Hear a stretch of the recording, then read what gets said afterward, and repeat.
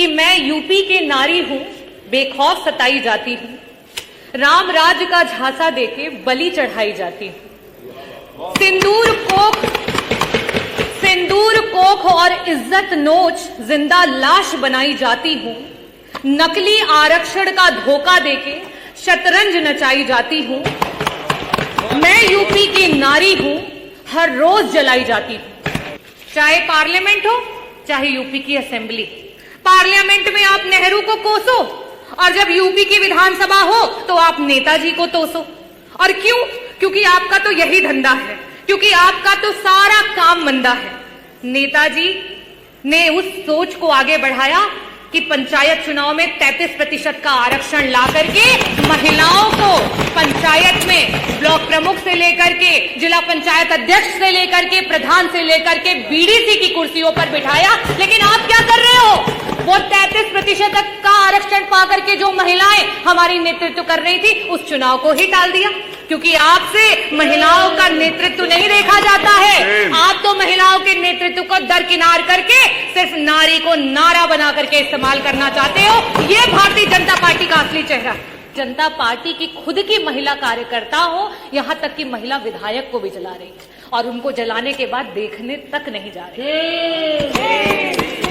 मैं पूरे सदन की तरफ से माननीय विधायक अनुपमा जायसवाल जी जल्दी स्वस्थ हों उसकी कामना करती हूं और ये भी कहना चाहती हूं कि जिस भारतीय जनता पार्टी ने उत्तर प्रदेश के पूर्व मुख्यमंत्री जी की स्वर्गीय मां को भी अपनी गंदी राजनीति में खींचने से नहीं छोड़ा, वो सबसे पहले गए, क्योंकि वो असली महिला का सम्मान जानते हैं और समाजवादी पार्टी असली महिला का सम्मान जानती है। और उसके बाद भारतीय जनता पार्टी के 2 डिप्टी सीएम उनके बाद जाते हैं अपनी महिला विधायक को देखने के लिए, और यही है आपका नारी वंदन।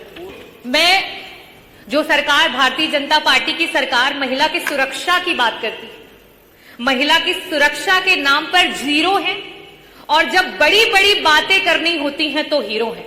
आज एनसीआरबी के आंकड़े जिस तरीके से दिखा रहे हैं, खास करके महिलाओं पे अत्याचार, महिलाओं को आए दिन किस तरीके से जलाया जा रहा है, मारा जा रहा है, सामूहिक दुष्कर्म किया जा रहा है, और आपकी सरकार जो है वो चुप है, संरक्षण दे रही है। कहां थे आप?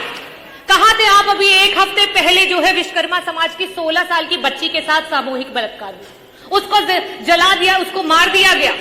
कहां थे आप जब लखनऊ में 13 साल की बच्ची जो है उसके साथ सामूहिक बलात्कार? कहां थे आप जब गाजियाबाद में 4 साल की बच्ची है उसकी बलात्कार करके हत्या कर दी गई? कहां थे आप जब मेरठ में एक दलित मां को मार दिया और उसकी बेटी को उठा करके ले गए? कहां थे आप जब कानपुर में एक 15 साल की बिटिया को उसका यौन शोषण किया जा रहा?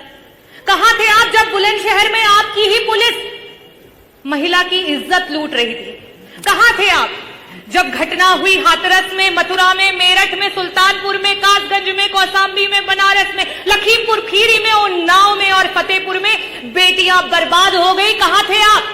अगर इन परिवारों को किसी ने मदद पहुंचाई तो समाजवादी पार्टी ने पहुंचाई, अगर वहां कोई पहुंचा तो समाजवादी पार्टी के राष्ट्रीय अध्यक्ष श्री अखिलेश यादव जी को।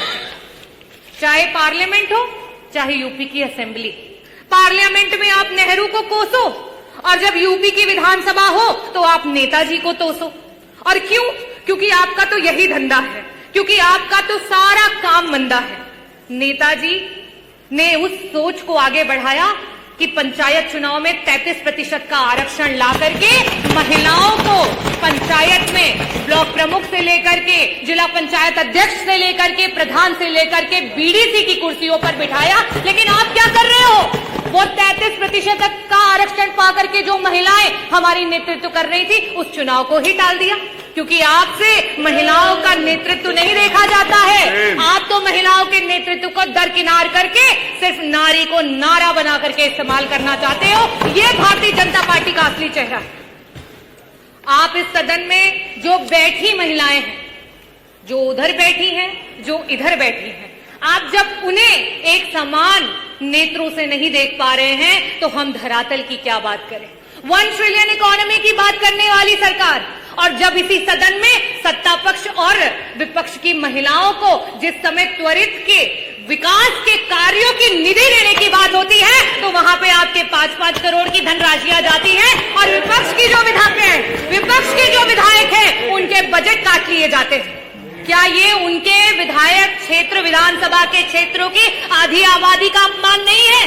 क्या उनको विकास का अधिकार नहीं है? ये है आपका झूठा नारी वंदन और नारी अभिनंदन। और आप महिलाओं की बात करते हैं। आज रोडों पे आशाएं रो रही हैं, आज रोडों पे समूह की बहनें रो रही हैं, आज रोडों पे आंगनवाड़ी की महिलाएं रो रही हैं, आज हमारी रसोइयां रो रही हैं, आज हमारी पंचायत सहायक रो रही हैं, आज महिलाएं जो युवा महिलाएं हैं वो नौकरी का इंतजार करते करते रो रही हैं और आप महिला वंदन की बात करते हैं। मैं आपसे कहना चाहूंगी कि अगर आप महिलाओं को सच में आरक्षण देना चाहते हो तो आज की वर्तमान स्थिति में उत्तर प्रदेश की सदन में 403 सीटों पर आप 33 क्या 50% का आरक्षण लागू करो और पूरा समूचा विपक्ष आपके साथ खड़ा हो जाएगा। लेकिन आप तो षड्यंत्र करना चाहते हो, आप तो विधानसभाओं को तोड़ना मरोड़ना चाहते हो। आप 2011 के सेंसस से अभी के आरक्षण को लागू करना चाहते हो। आप नियम कानून से नहीं चलना चाहते हो, आप सिर्फ और सिर्फ नारी को इस्तेमाल करके नारा बना करके अपनी कुर्सी को हथियाना चाहते हो। मैं आखिरी में अधिष्ठाता महोदय सिर्फ यही कहना चाहूंगी कि ये बिल पे चर्चा तो बस एक बहाना था, महिला का नाम लेकर वोट पर निशाना था और आरक्षण का ढोंग पीटकर लागू नहीं कराना था। और हम समाजवादी पार्टी के लोग हमेशा से महिलाओं के हितैषी रहे हैं, महिलाओं को आगे बढ़ाने की बात करते हैं, महिलाओं की बराबरी की बात करते हैं। अगर एक दलित महिला और आदिवासी महिला को और अगड़ी महिला को अधिकार है तो एक ओबीसी समाज की महिला को भी अधिकार है, एक अल्पसंख्यक समाज की महिला को भी अधिकार है कि उच्च सदन में जाकर के बैठे।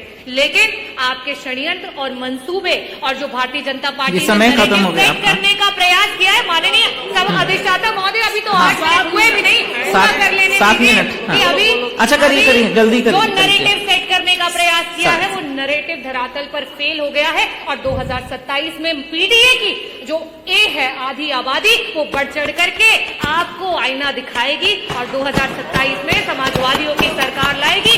जय भीम, जय भारत, जय भारत। जदि आपंक आम भिडी भल लगा तेब आम चैनल को लाइक, शेयर और सब्सक्राइब करने को जमा भी भूलु नहीं।